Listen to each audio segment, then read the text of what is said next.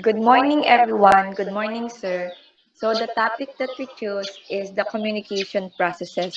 But what is communication process?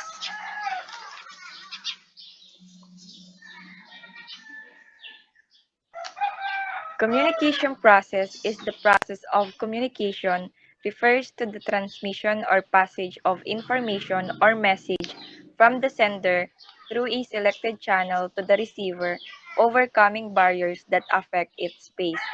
So the communication process is refers to the exchange of information or the message between two or more people. So basically, yung communication process, merong sender at merong receiver para magkaroon ng communication. So there are seven major elements of communication in a communication process. So the sender, message, encoding, communication channel, receiver, decoding, and feedback.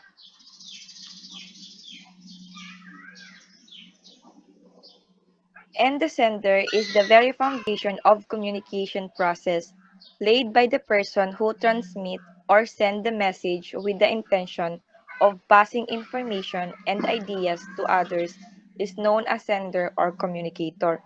So yung sender is the person sending the message to the receiver through a particular channel. So yung sender is the initiator of communication. So for example, in our vlog, kami yung sender. So kami yung nagsisend ng information or message doon sa mga estudyante o sa mga bata na tinuturuan namin. Next. Message. Message is the subject matter and the heart of communication. It is the content of the sender wants to convey to the receiver. It can be verbal, both written and spoken, or nonverbal. Example, pictorial or symbolic, opinion, attitude, feelings, views, orders, or suggestion. Messages refers to the information na gustong iparating ng sender. So, in our vlog, yung message is yung mga namin sa mga bata. Yung mga information na bigay namin sa kanila at tinuturo namin sa kanila yun sa mga math equation, math solvings na binibigay namin. Yun ang message na sinasabi sa communication na binibigay namin sa mga bata. Next. Encoding. Encoding is putting the targeted message into appropriate medium, which may be verbal or nonverbal depending upon the situation, time, space, and nature of message. To be sent, the sender puts the message into series of symbols, pictures, or words, which will be communicated to the intended receiver. Conversion of subject matter into these symbols is the process of encoding. So, encoding is a way on how we will express our message. Translating the message into communication is the main goal of encoding. It is very important in showing our message or thoughts into words, symbols, gestures, picture, and more, and can be sent in any kinds of medium. So, for example, dun po sa vlog namin, as a teacher sa mga bata, we encode our message in a appropriate and easy way para yung message namin maintindihan ng mga bata.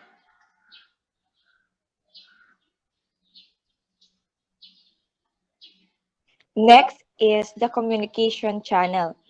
The communication channel is the person who interested in communicating has to choose the channel for sending the required information and ideas. This information is transmitted to the receiver through certain channels which may be either formal or informal. So yung communication channel po ay para rin po siyang medium. So yung medium po is kung paano daw po natin i-send yung message o marireceive yung message galing po sa receiver. So yung communication channel can be categorized into three principal channels o yung tatlong medium, katulad ng verbal communication. It is the use of words to share information with other people. Sa nonverbal communication is the transmission of message or signals through a nonverbal platform katulad ng body gesture, facial expressions, eye contact, and so on. At ang isa pang pwedeng gamitin na medium ay ang written communication. It is making use of the written word to deliver information. So sa the written communication, yung magsusulat talaga sa papel to send a message. So sa vlog po namin, ang ginamit naming medium or communication channel ay yung verbal communication since ginamit namin yung voice namin to send informations to the people. So nagamit kami ng mga words para i-share sa mga bata yung dapat nilang malaman tungkol doon sa topic namin. Next. Next element is receiver. Receiver is the person or group who the message is meant for. He may be a listener, a reader, or a viewer. It is a receiver who understands the message in the best possible manner in achieving the desired objectives. So, di ba, yung receiver na, sa vlog po namin, ang receiver namin yung mga bata. Pero, dahil pinopost namin to sa YouTube, maaaring, di ba, nakalagay din sa communication channel na person who interested. So, yung advocacy namin, hindi lang yung para sa mga bata. Advocacy din namin yon para sa manonood namin na hikayatin na turuan yung mga bata kahit sa simpleng pagtuturo lang o simpleng nalalaman na impormasyon na gustong iparating nila para matuto yung mga bata. So, yung receiver namin, it's either yung student o yung manonood ng vlog namin. So, ang ibig sabihin po ng receiver, yung tao na makikinig dun sa message na gusto namin information yes, o ano man yung verbal man. Dahil sinabi nga ni Dana, verbal yung ginamit, yung voice namin. So, kung sino yung makikinig, lalo na dun sa vlog namin, at pinupost po namin yun sa YouTube. Next. Decoding. Decoding refers to interpreting and converting the sent message into intelligible language in such a way so that he may extract its meaning to his complete understanding. So decoding is a contrast function of encoding. If the encoding is translating the message into communication, the decoding, on the other hand, is translating the communication into message. The coding process is a way to understand what their message or thought is. So for example, na-receive na ng mga bata yung message natin. Yung message na gusto namin iparating. Then, ide-decode nila yon para mas maintindihan nila kung ano ba yung nilalaman ng message. Ganon din sa ibang mga makikinig. Like yung viewers namin sa vlog. So, they will decode our message para maintindihan nila lalo kung ano ba yung gusto naming parating. So, next. Next is the feedback. Feedback is the ultimate aspect of communication process. It refers to the response of the receiver as to the message sent to him or her by the sender. Feedback is necessary to ensure that the message has been effectively encoded, sent, decoded, and comprehended. So yung feedback daw po ay refers to the response or reaction of receiver to the sender's message. So yung feedback, nagsiserve siya as the essence of communications. For example po, sa vlog namin, nagkakaroon na ng feedback. So nagkakaroon na ng communications between the sender and the receiver, which is kami po yung sender and the receiver nga po ay yung mga bata. So nagkakaroon siya ng feedback kasi po yung mga estudyante o yung mga bata na tinuturuan namin, nagsisend na sila ng, for example, nag-a-ask na sila ng question sa amin, nagbibigay na sila ng reaction sa amin tungkol doon sa itinuturo namin. So doon, nagkakaroon na ng feedback at nagkakaroon na ng communications between kaming nagtuturo at sa kanilang mga bata. Next.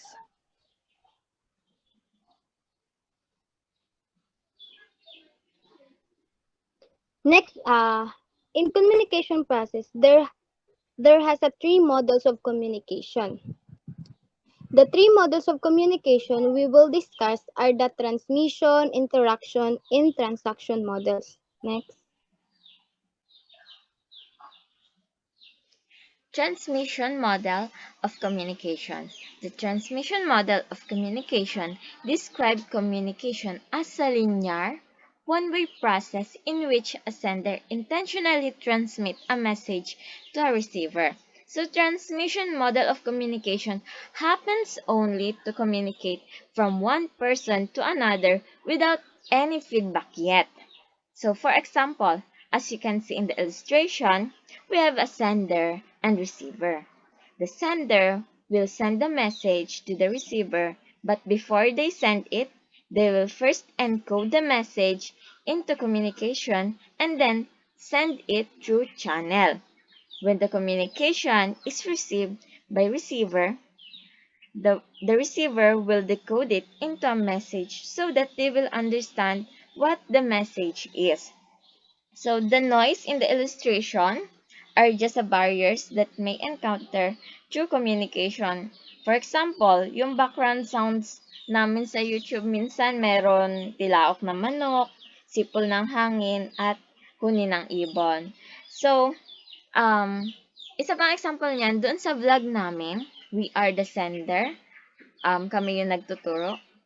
Nagaganap itong transmission model of communication when the teacher was discussing a lesson. So without feedback of any students, which is the receiver, so parang nagsisend lang kami ng message sa mga estudyante namin. It is only one-way process. So that's it. One-way process of communication is called transmission model. Okay, next.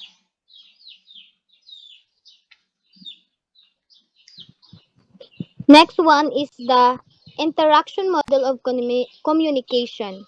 The interactional model of communication describes communication as a process which participants alternate position as sender and receiver, expressing genetic meaning by sending message and receiving feedback within physical and psychological context. So, sa nakikita natin sa illustration, it's a two-way process. From the interaction means two-way process. Kaya napapansin nyo na nagge-generate ang interaction sa feedback dahil hindi lang ito natatapos sa isang tanok o mensahe. Dahil nga nagpapalitan sila or nagpapalitan between the sender and receiver or yun kami nga na nagtuturo at yun nagtatanggap ng tinuturo namin which is the student or yung tinuturuan namin. So, hindi lang iisang tanong yun, hindi itong isang model na one-way process lang na yung teacher lang ang nagdi-discuss. Ito, halimbawa yung ginagawa namin sa student, yun sa vlog namin, yun assessment na, saka yun evaluation. May palitan na nagaganap or interaction bawat isa may interaction na nagaganap. Ito yung ganun yung model. So katulad din nun naunang may mga barriers din katulad yung noise nga. Maraming barriers katulad ng noise. Yun na sinabi ni na maaaring sa yun mga noises sa sound na maririnig na disturbance. Or pero meron din din na umiikot din siya sa physical context and psychological context. I-discuss yan sa next model. Pero ang physical context kasi yung environment factor, yung psychological naman yung mentally, yung stress na naganap. Pero dun sa vlog namin, more on wala naman masyado. Yun lang talaga, noises. So ito, umiikot lang talaga sa feedback yun interaction model. Siya, two-way process siya. It refers interaction model. Next. Next is the transaction model of communications. So kung papansin nyo, yung transaction model describes communication as a process in which communicators generate social realities with social, relational, and cultural context. So kung papansin nyo dito sa illustration, Instead of labeling the participants as the sender and receiver, nilabeled sila as communicator. Dahil po naging communicator, kasi po yung sender, pwede siyang maging receiver. At yung receiver, pwede rin siyang maging sender. So, for example po, sa vlog namin, nagkakaroon na kami ng transaction communications. So, kami, sender, tas yung mga bata ay receiver. So, kapag nagsasalita kami, kapag nagsisend kami sa kanila ng messages or information, hindi na namin inaantay na mag-send din sila na matapos kami magsalita. Kasi habang nagsasalita kami, nakaka-receive na rin kami ng message sa kanila through their non-verbal communication. Katulad ng, for example, nako-confuse sila kung ano ba yung tinuturo namin. So, nakaka-receive na agad kami ng message sa kanila sa pamamagitan ng kanilang body gestures, yung facial expressions nila, yun yung nagkakaroon na ng transaction communication. So, sa the transaction model of communication, merong four important context. Yun yung physical and psychological context, social context, relational context, and cultural context. So, yung physical and psychological context, na-explain na siya doon sa unang model. So, yung social context, pag sinabi pong social context, ito daw po yung tumutukoy sa mga rules and norms of the societies. So, yung social context is the surrounding, the people that influence how you interpret things, kung paano ka makisalamuha sa kanila, how you speak, what you speak about, or how you act. In cultural context naman po, it includes all the learned behaviors and rules that affect the interaction. So from the word itself na cultural, it is all about culture. So kailangan maging aware din tayo na meron tayong iba't ibang culture na pwedeng maka-influence sa communication natin. For example, how do you deal with the foreigners? Di ba po kapag ah, pag nakikipag-socialize din tayo sa iba, 'di ba nakaka-encounter tayo na may mga iba't ibang culture. So, paano tayo mag-deal sa kanila para hindi magkaroon ng misunderstanding? Then, next is the relational context. It is a type of relationships we had with the person. So, sa vlog po namin, mas naging madali para sa amin na magturo kasi po meron na kaming relationships doon sa mga bata. Kasi 'di ba po ba kapag nakikipag-communicate tayo, iba yung communication natin sa mga tao na kakakilala pa lang natin at sa mga taong matagal na natin kilala. So dito, lahat ng context na naandyan plays a big role in communications because it creates a social reality. So, hindi lang tayo basta nagsisend ng message sa kanila, nagki-create din tayo ng relationships. Next.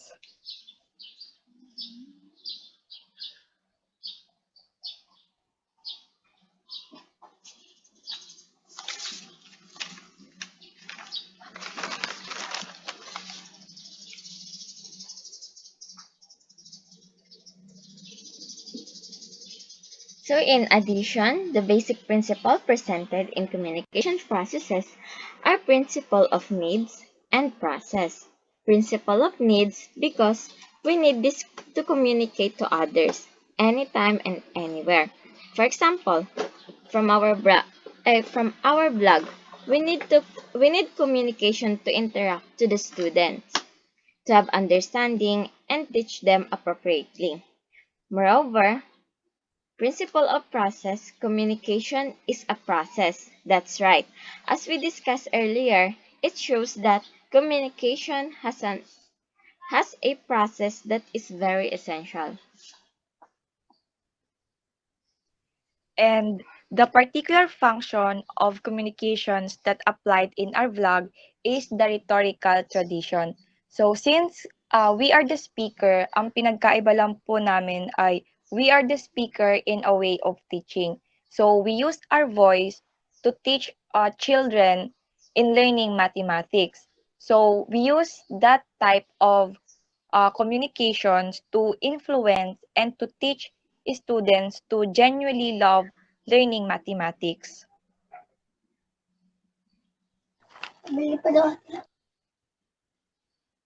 And also in our blog, the ethical consideration we used are we ask for their consents, especially the guardians or and the child we choose to teach. And also aside from this project, it is a voluntary participation that we agree to teach them, and we advocacy that there's no harm to teach them. And also the truthfulness and honesty and the transparency uh, while teaching them. So there are the ethical consideration we apply in our blog. That's all. Thank you.